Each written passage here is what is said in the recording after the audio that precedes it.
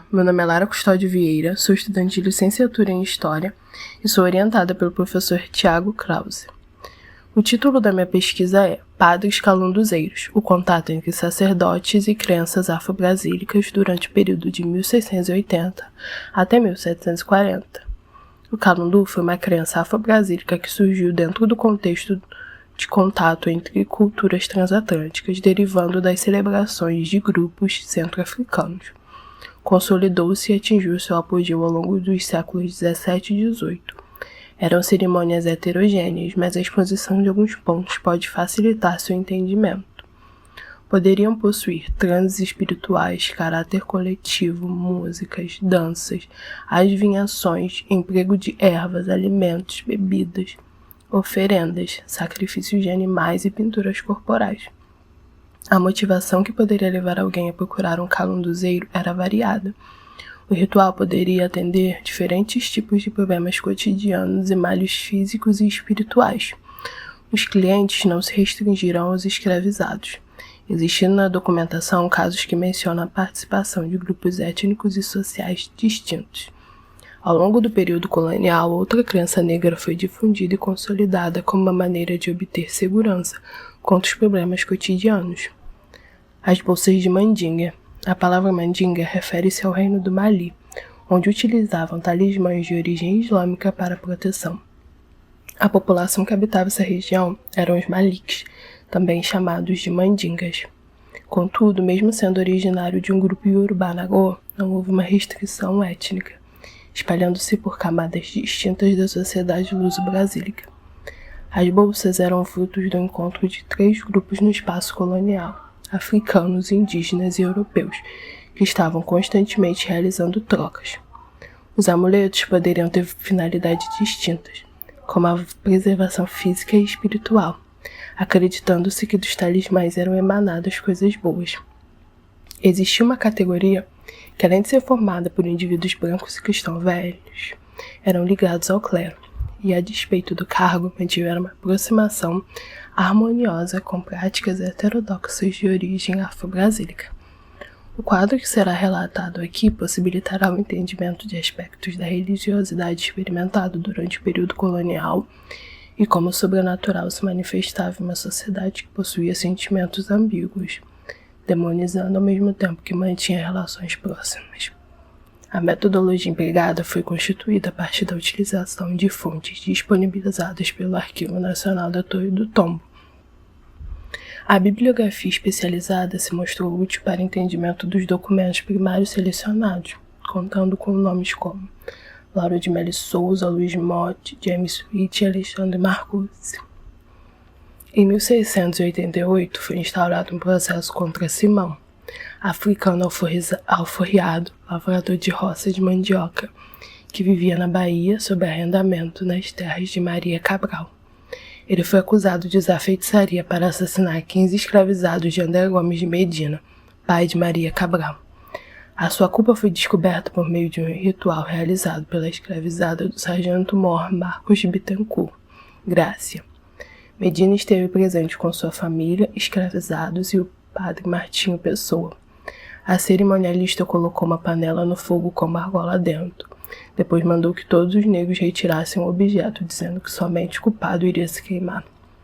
No relato consta que assim aconteceu e o único que se machucou foi Simão, trazendo as mãos com chagas.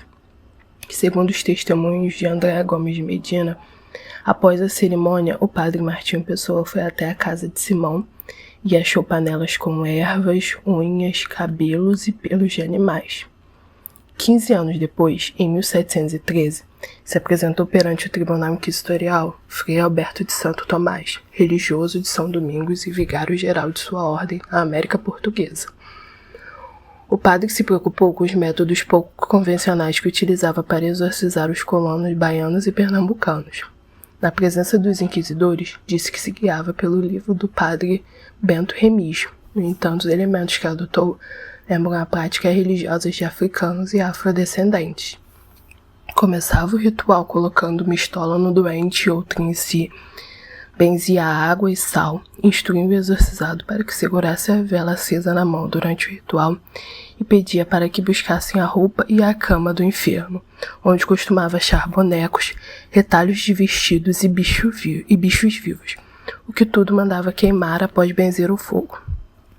O frei pedia aos doentes mirra, ouro moído, cera, sal, folhas de oliveira e arruda para poder misturar todos os itens.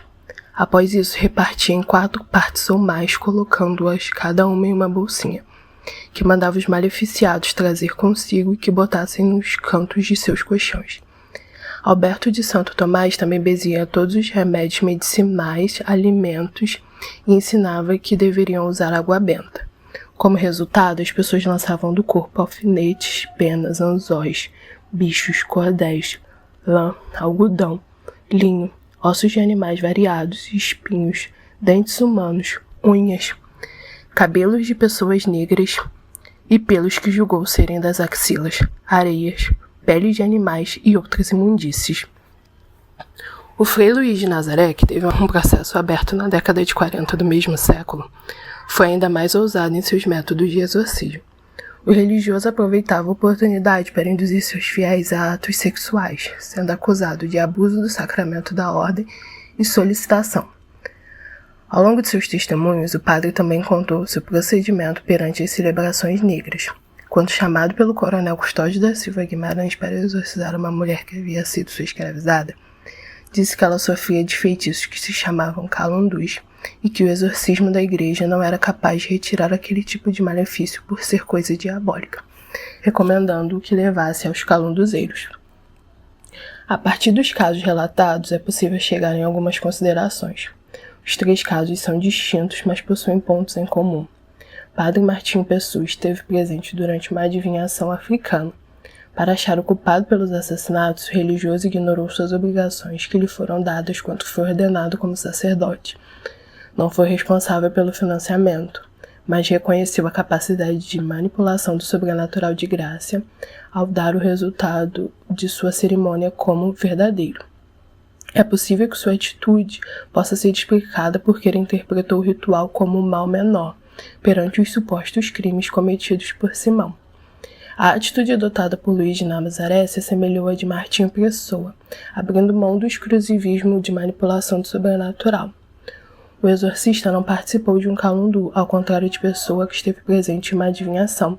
No entanto, concorreu para que os cerimonialistas estivessem públicos em seu ritual.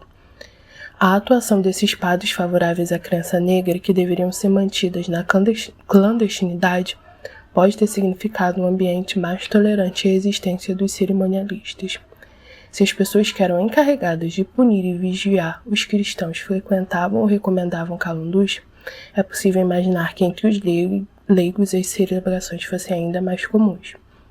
Enquanto o contexto de Frei Alberto de Santo Tomás é diferente. O padre acreditava estar lutando contra os negros feiticeiros.